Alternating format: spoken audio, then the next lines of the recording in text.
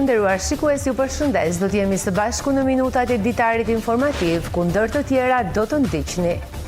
Misioni ynë, misioni çdo kujt që ka një vot më 11 maj, është Europa. Shqipëria është europiane. Me këtë mesazh ju drejtua qytetarëve të Memaliajt kreu i Partisë Socialiste të Shqipërisë, Edi Rama, gjatë një takimi që zhvilloi në këtë qytet. Rama tha se në Memaliaj tashmë ka një numër të lartë investimesh, kryesisht në turizëm. Shqipëria voton Gjirokastra zgjedh. Është emisioni që startoi mbrëmjen e së martës në ekranin e RTS Gjirokastra. I ftuar në këtë emision, drejtuesi politik i Partisë Demokratike Tritan Shehu foli për ecurinë e fushatës elektorale, sfida dhe programin që Partia Demokratike ka për Shqipërinë madhështore. 8.662 zgjedhës pritet të japin verdiktin e tyre në 11 maj në KZAZ 78, Bashkia Këlqyer. Tashmë listat përfundimtare janë afishuar në 17 qendra votimi, edhe në këtë bashki, për shkak të numrit të pakët, është mbyllur një qendër votimi që i përket njësisë administrative Malshov. Sot mbushen 30 vite kur data 23 prill kremtohet si dita botërore e librit. Në këtë ditë, shkrimtari i mirënjohur Gjirokastrit, Odise Kote, u bën apel fëmijëve e të rinjve ta bëjnë librin pjesë të tyre për të patur një jetë kreative dhe të shëndetshme. Ju njohim tani më gjerësisht. Misioni ynë, misioni çdo kujt që ka një vot më 11 maj, është Europa, është Shqipëria europiane. Me këtë mesazh ju drejtua qytetarëve të Memaliajt, kreu i Partisë Socialiste të Shqipërisë, Edi Rama, gjatë një takimi që zhvilloi në këtë qytet. Rama tha se Memaliaj tashmë ka një numër të lartë investimesh, kryesisht në turizëm.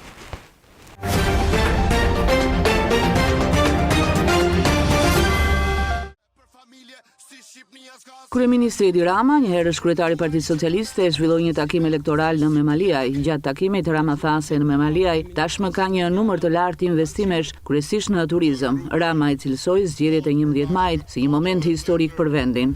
Rama u bëri thirrje socialistëve që të ftojnë sa më shumë demokratë që të votojnë për Partinë Socialiste, pasi vota për Partinë Socialiste është për të ardhmen dhe jo këneta e bufit. Zgjedhja e 11 majit, motra dhe vëllezër, është një zgjedhje shumë e qartë. Është një zgjedhje mes interesit të një populli të tërë dhe hallit të një njeriu të vetëm. Është një zgjedhje mes të mirës së përbashkët të shqiptarëve pa dallim, socialist apo demokrat, majtas apo djathtas, dhe interesit të një shtëpie të vetme. Është një zgjedhje mes Shqipërisë me BE-n në Europë apo Shqipërisë me bufin e kënetës prapë në grop. Unë e di shumë mirë që në këtë zonë nuk ka nevojë për shumë fjalime, se juve gëdhiheni me politikë, ngrysën e politik.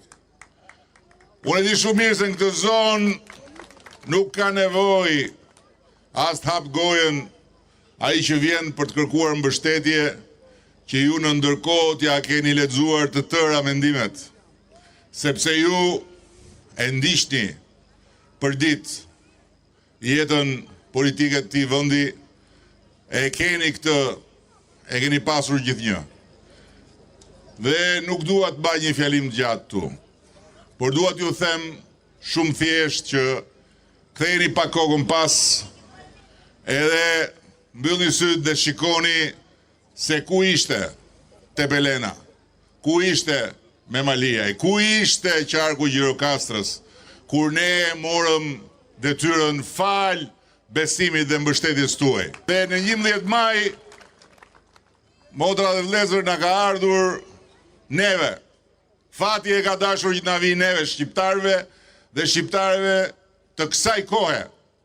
Mundësia që të bëjmë histori së bashku dhe të përmbyllim një kalvar të gjatë që fillon nga shumë larg, nga koha kur Gjergj Kastrioti, profeti i historisë tonë kombëtare, na e përcaktoi se nga duhet të shikonim, nga Europa, jo nga Azia, dhe pastaj breza pas breza, shekuj pas shekuj, se kthyen atë profeci në një amanet, ku na infrashi shkroi për ne shqiptarët dielli lind andej nga Perëndon, dhe ku pastaj të tërë më pas ata që luftuan për Shqipërinë menduan ditët kur më në fund fëmijët e Shqipërisë do të ishin qytetarë të Europës. Sot në dorë ky fat. Që ta vendosim ne flamurin kuqezi në oborrin e Bashkimit Evropian.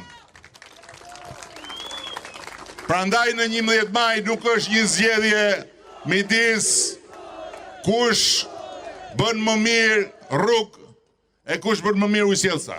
Kush bën më mirë këtë e kush bën më mirë atë. Nuk është një zgjedhje midis kush i rrit vërtet pagat dhe kush bën sigur i rrit etj. Se këto të gjitha dihen dhe dihet që këto i bëjmë vetëm ne. Dihet që ekonominë e këtij vendi e kthyem në drejtimin e dur vetëm ne. Dihet që edhe drejtësinë në këtë vend e sollëm si frym dhe do ta vulosim si ligje, si zakon vetëm ne. To dihen. Por ajo që është përtej këtyre dhe që bën votimin e 11 majit, jo një zgjedhje zakonshme politike, por një vendim historik popullor, është se në 11 maj me mbështetjen e shqiptarëve ne duhet përcaktojmë që nga zgjedhjet del një fuqi që ka mbështetje përtej partive për të mbyllur negociatat e anëtarësimit në Bashkimin Evropian.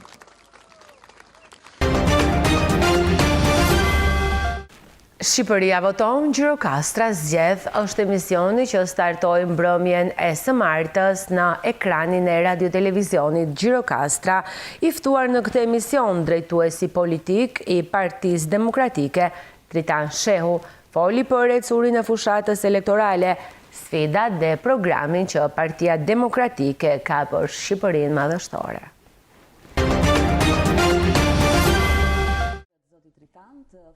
I ftuar në emisionin Shqipëria voton, Gjirokastra zgjedh, drejtuesi politik i Partisë Demokratike për qarkun Gjirokastër, Dritan Shehu, shpalosi një pjesë të programit elektoral të koalicionit për Shqipërinë madhështore, që sipas tij synon në zhvillimin e vendit. Shehu i ftoi zgjedhësit të votojnë në 11 maj numrin 1 dhe kandidatët për deputet të këtij koalicioni.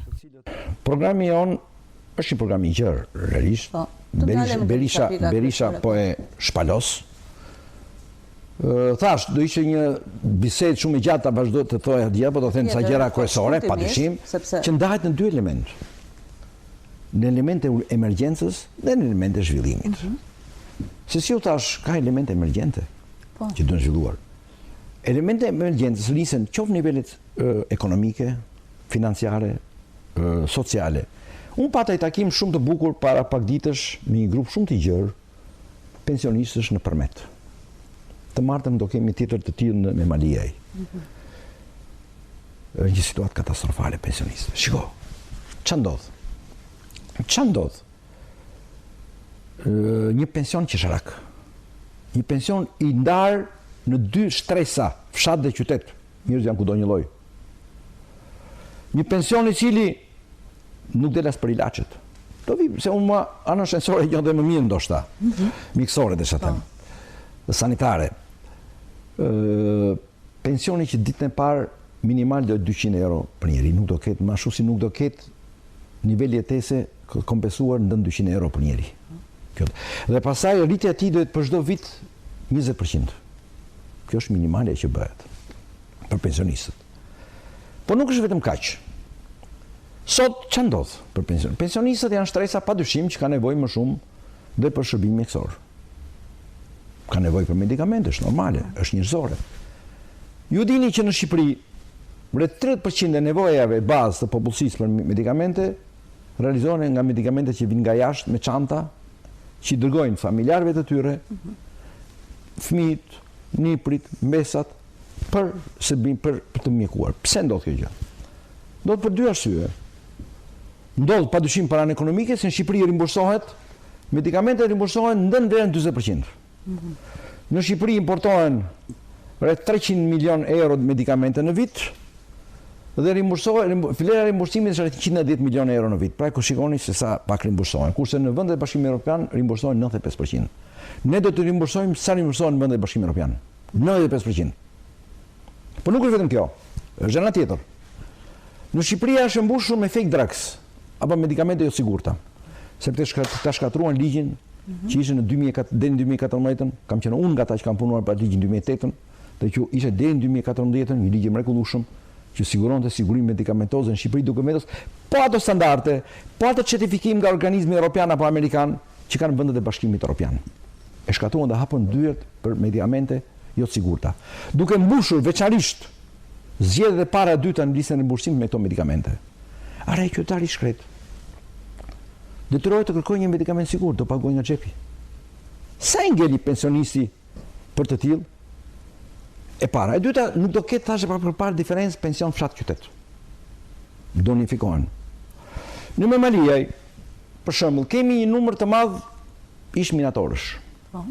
Unë kam ngritur sa herë, ne kemi paraqitur në parlament 2 herë projekt ligje për pension të veçantë për ata njerëz që janë atje, jo sepse ata i takon, ata buhen nga patologjira të rënda pulmonare veçanërisht.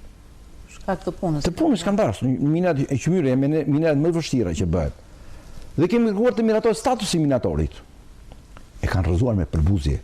Herën e parë thanë që do miratojmë një status të përgjithshëm, që se miratuan kurrë. Herën e dytë e rrëzuan ligjin dhe nuk e bën kurrë. Do miratohet absolutisht statuset e profesionet e veçanta për pensionistët që kanë punuar në sektor të vështirë. Si janë efektet e turizmit në ekonominë shqiptare, në të ardhët qytetarë, në të ardhët të xhep qytetarëve? Katastrofale. Pse? Shiko, në vitin 23 pati një boom numerik të turistëve. Duke llogaritur ata, ishte llogaritë e tyre, po hajde. E di sa influencoi ajo në prodhimin bruto të vendit, në GDP-n? 0,7%. Shifër qesharake. Pse? Se turistët që vinë në Shqipëri konsumojnë kryesisht gjërat importuara. Sepse qumshi vjen si qumë shprur nga Serbia. Sepse zarzavatët vinë nga Maqedonia, sepse Rama shkatroi pikrisht mbrojtjen e prodhimit vendas me Ballkanin e hapur që bëri.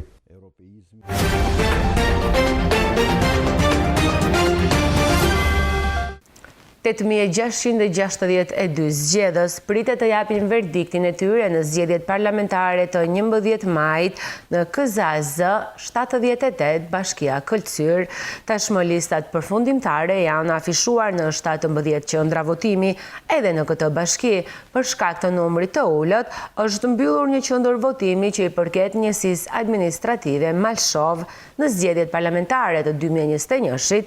Kjo bashki numëronte 9.419 votues, nga të cilët votuan 3.597. Bashkia Këlcyr ka afishuar listat përfundimtare për zgjedhjet parlamentare të 11 majit. Kryetari KZAZ-s Këlcyr, Vullnet Kasaj, ka bërë të ditur se listat e zgjedhësve janë afishuar në të gjitha qendrat e votimit në territorin e bashkisë. Konkretisht, listat janë shpërndarë në 16 qendra votimi. Në çdo njësi administrative, në çdo qendër votimi janë të afishuara dhe për këtë kemi marrë kontakt me njësitë përkatëse dhe qendrat e votimit. Neve në 2021 kemi pasur 17 qendra votimi, për këtë na është mbyllur një qendër votimi. Qendra e votimit që janë mbyllur është Brezhda në Malshov, që është mbyllur dhe fshati i ri, po që janë shtuar një qendër në shkollën nëntëvjeçare Kamber Benja. Kasaj u bën thirrje të gjithë qytetarëve që të kontrollojnë praninë e emrit të tyre në listat e publikuara, në mënyrë që të sigurojnë të drejtën e votës në ditën e zgjedhjeve. I bëjmë apel qytetarëve që ta shkojnë emrin e tyre në listat e zgjedhjeve dhe ta paraqisin ankesën e tyre, sepse atë ditë mund të jetë deri diku prapë drejta e tyre nuk do të mohet për të votuar, sepse mund të votojnë me një vërtetim posaçëm, po që i bëjmë apel të kontrollojnë emrin e tyre në lista. Në Bashkinë e Kulturës janë regjistruar gjithsejt 8.662 zgjedhës, të cilët pritet të japin verdiktin e tyre me 11 maj. Pranvera ka rikthyer shpendët shtegëtar në luginën e Drinos në Gjirokastër, mes tyre edhe disa lloje të rralla dhe në rrezik zhdukjeje si lejleku dhe kali i qyqes. Ambientalistët apelojnë për mbrojtjen e tyre, ndërsa zona po kthehet edhe në një atraksion për dashamirësit e natyrës dhe turistët. Stina e Pranverës po rikthen në Gjirokastër shpendët shtegëtar duke përfshirë edhe llojet e rrallat të tyre. Lugina e Drinos shërben si habitat për shtegëtimin e shumë llojeve të shpendëve nga vendet e ngrohta. Aktualisht përgjatë kësaj lugine janë disa shpendë në rrezik zhdukje që kanë ndërtuar folet e tyre. Lugina është një korridor shtegëtimi për të gjitha llojet e shpendëve, të cilët kalojnë nëpërmjet Afrikës, Ballkanit dhe në Evropën veriore dhe e kundërta. Gjatë periudhës së shtegëtimit, me 10 lloje kalojnë në këtë luginë, ku ndër të cilat disa lloje kryesore zgjedhin këtë luginë dhe për folezimin e tyre. Lejleku është një shpend i rrallë që ka folëzuar në luginën e Drinos. Ky lloj numëron më pak se 10 çifte në Shqipëri dhe listohet si një lloj i rrezikuar në mënyrë kritike për zhdukje. Pjesë e shpendëve të rrallë të rikthyer është edhe një lloj i kalit të qyqes në rrezik zhdukjeje. Ambientalistët apelojnë për mbrojtjen dhe mosdëmtimin e këtyre shpendëve. Deri tani kemi konstatuar në qarkun e Gjirokastrës rreth 4 çifte lejlekësh që po folezojnë. Lejleku vitet e fundit preferon që të folezojnë në qarkun tonë.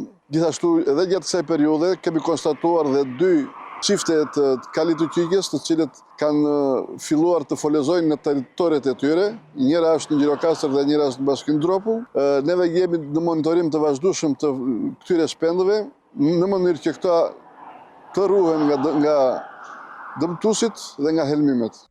Zona e Gjirokastrës ka një florë dhe faunë mjaft të pasur dhe të larmishme, që po shërbejnë edhe si një atraksion turistik për vizitorët dhe dashamirësit e mjedisit. Zhvillimi i turizmit në vendin tonë po rrit edhe numrin e vizitorëve, duke ndikuar edhe në reflektimin e rritjes së monedhës europiane. Ekonomistët bëjnë me dije se fillimi i sezonit dhe rritja e vizitorëve sjell dhe pasoja në uljen e euros, e cila tashmë është në nivelin e 98 lekëve. Fillimi i sezonit turistik ka sjell edhe shtimin e numrit të turistëve. Kjo rritje e vizitorëve ndikon edhe në vlerën e euros. Përfaqësues të ekonomisë bëjnë me dije se këto të ardhura vijnë më tepër edhe nga emigrantët dhe të huajt, të cilët përdorin euron, dhe kjo sjell edhe uljen e monedhës evropiane. Një nga faktorët që çon në rënien e vlerës së euros është rritja e të ardhurave në euro. Këto të ardhura vinë në formën e hyrjeve nga remitancat, pra nga migrantët, dhe ndërkohë vinë si të ardhura nga turistët, pra nga vizitorët e huaj, të cilët konsumojnë dhe përdorin euro në Shqipëri. Sa më e lartë jetë sasia e euros në treg, aq më ndikim të madh do të ketë kjo në rënien e vlerës së euros. Ndërkohë që euro ka arritur nivelin e 98 lekëve, ku duhet të mësohemi me këtë nivel dhe po punohet që mos të ketë më tepër luhatje me ardhjen e sezonit turistik. Megjithse për momentin euro është stopuar në një nivel fiks, të themi, diku te 98-99 lek për 1 euro, por asnjëherë nuk i dihet, sezoni turistik është pranë dhe gjithmonë tani më jemi mësuar me këto të papriturat në luhatjen e kushtit të euros. Ndryshimet në kursin e këmbimit her pas here po godasin ata individ që i kanë të ardhurat në euro, por edhe ata që mbahen me remitanca nga familjarët në emigracion. Sot mbushen 30 vite ku data 23 prill kremtohet si dita botërore e librit. Në këtë ditë, shkrimtari i mirënjohur gjirokastrit Odise Kote u bën apel fëmijëve e të rinjve që ta bëjnë librin pjesë të tyre për të patur një jetë kreative dhe të shëndetshme. 23 prilli është shpallur si dita botërore e librit më 15 nëntor të vitit 1995 nga UNESCO. Për shkrimtarin gjirokastrit Odise Kote është një ditë e rëndësishme për njerëzimin, pasi libri është një instrument i pazëvendësueshëm i shpërndarjes së dijeve pavarësisht triumfit të botës digjitale. Ka një histori shumë të bukur, sepse libri u shpall ditë ndërkombëtare dhe pse u zgjodh pikërisht Cervantesi pra ikja nga jeta e shkrimtarit Tomás Cervantes. Historia nis në Katalunjë, ku një traditë shumë e bukur katalunjase ishte që gjithkush që blende një libër i dhuroje një trëndafil. Sigurisht që kjo simbolik dhe vlera që ka libri janë përcjell brez pas brezi. UNESCO e ka shpallur ditën ndërkombëtare 23 prillin për vlerën që ka libri. Mendoni si do të ishte jeta jonë pa librin. Njerëzimi e mësoi historinë e Trojës më shumë se sa nga historia, nga historianët, e mësoj prej librit, prej shkrimtarëve, e mësoj prej Homerit. Bota mësoj mbi Romën më shumë se sa nga historianët prej Shakespeare-it. Libri është një mekanizëm, është një instrument i pazëvendësueshëm i jetës njerëzore. Sot libri gjendet në një pozitë të vështirë për shkak të një sulmi dhe triumfi që ka bota digitale, bota e internetit. Por unë mendoj që kjo fazë do të kaloj dhe ajo që duket si armiqësi midis internetit dhe qelçi digital me librin do të jenë shumë mirë, shumë shpejt miq të mirë, sepse libri është i pazëvendësueshëm për jetën e njeriut. Lidhja me librin sipas Kotes duhet të nisë në fëmijëri. Njeriu rritet në një familje sipas një skenari të përcaktuar nga prindrit e tij dhe pastaj me modele të referenciale që merr nga prindrit, ai vazhdon jetën e tij. Është vërejtur nga të gjitha studimet e ditëve të sotme që fëmijët problematik, të rinj dhe adoleshentët problematik, vinë kryesisht nga familjet, vinë kryesisht nga ai komunitet që nuk e përfill dhe nuk e do librin. Të gjitha komunitetet që e duan librin, të gjithë njerëzit që e duan librin dhe merren me librin që në fëmijëri, kanë një jetë të shëndetshme, kanë një jetë kreative, janë të suksesshëm në jetë. Pikërisht për këtë vlerë, libri është i pazëvendësueshëm. Mendoni ç'do të ishte jeta jonë pa librin.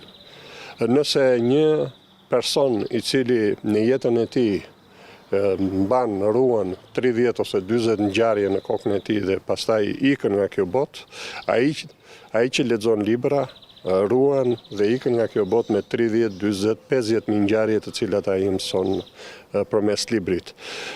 Pikërisht sasia e madhe e ngjarjeve që ai mëson përmes librit i jep atij më shumë mundësi krahasuese, i jep atij më shumë mësime nga jeta, i jep atij më shumë mesazhe që ai merr përmes librit. Dhe ai ka një pasuri të madhe në jetën e tij. Kjo është vlera e vërtetë e librit. Ndërsa mesazhi që përcjell në këtë ditë u drejtohet të gjithë brezave. Mesazhi im për gjithë brezat, sidomos për brezin e ri, sidomos për nxënësit e shkollave nëntëvjeçare, sidomos për gjimnazistët dhe adoleshentët është: lexoni sa më shumë libra. Në botë familjet ndahen në dy kategori. Familje me bibliotek në shtëpi dhe familje pa bibliotek në shtëpi. Familjet me bibliotek në shtëpi janë familje të cilat jetojnë mirë, kanë standarde jetese, kanë një jetë të shëndetshme, kanë një jetë me perspektiva të përcaktuara qartë, në fund të fundit janë e ardhmja e botës. Lexoni librin. 23 prilli është përcaktuar si dita e librit, pasi kjo datë lidhet me ndarjen nga jeta të Cervantesit, Shakespeare-it, por gjithashtu edhe me lindjen dhe vdekjen e shkrimtarëve të tjerë. Ky prill shënon 102 vjetorin e përpjekjeve të para për të çelur bibliotekën në qytetin e Gjirokastrës, ku qytetarë dhe intelektual dhuruan tituj të ndryshëm. Sot ajo mban emrin Apostol Meksi dhe numëron rreth 3000 lexues të kartelizuar.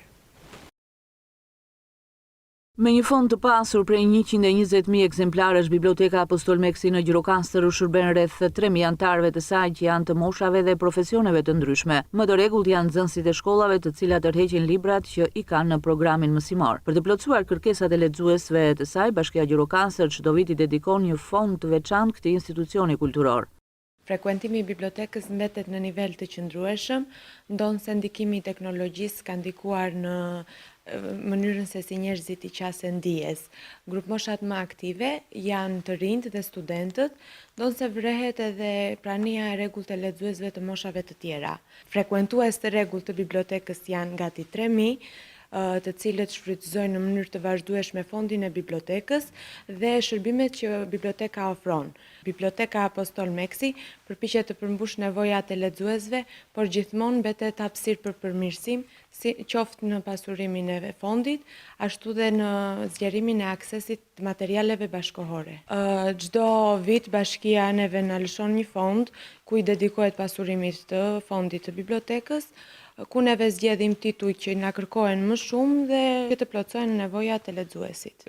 Apeli ynë sot për ditën botërore të librit është kryesisht për moshat e reja që të afrohen me librin dhe ta kenë një armë të fortë në duart e tyre. Ky prill shënon 102 vjetorin e përpjekjeve të para për të çelur një bibliotek në qytetin e Gjirokastrës, ku qytetarë intelektual dhuruan tituj të ndryshëm. Biblioteka e Gjirokastrës është një ndër më të vjetrat në shkallë vendi. Për gjatë një shekulli ajo ka shërbyer si qendër për leximin dhe promovimin e librit, por edhe për nxitjen e jetës kulturore në qytetin e Gurt. Të nderuar shikues, ishit në minutat e ditarit informativ, shikim të këndshëm të programeve në vazhdim, bashkë më rutakofshim.